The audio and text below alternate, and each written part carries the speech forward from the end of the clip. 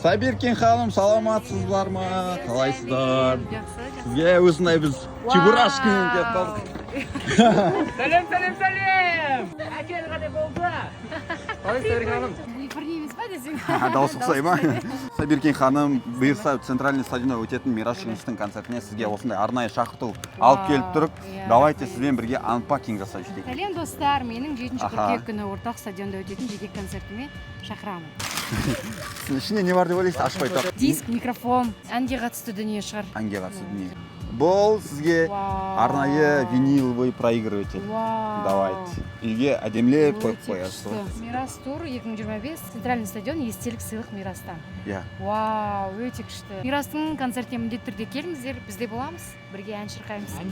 Сені сағынғанда, тең етемін аппақ атқан таңға, жүрегімнің жарып шыққан әні бол, мейірімге толы өмір мәні бол.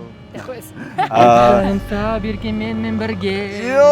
Кем бар ей, түсінбей қалады. Напсаңдар, напсаңдар. Сабиркин ханым, енді осы Мирас Жеңістің концертіне отбасыңыздан бөлек кіммен барғыңыз келеді? Құрбыларымның ішінен Жазира еркімен барғым келеді. Жазира ханымды бәріміз танимыз, және де ол кісі бару үшін сіз бізбен тапсырма орындау керексіз. Егер де орындамасаңыз, ол кісі бармайды. Ойбой, давай көрейік. Ән айтпайды демеші. Аха.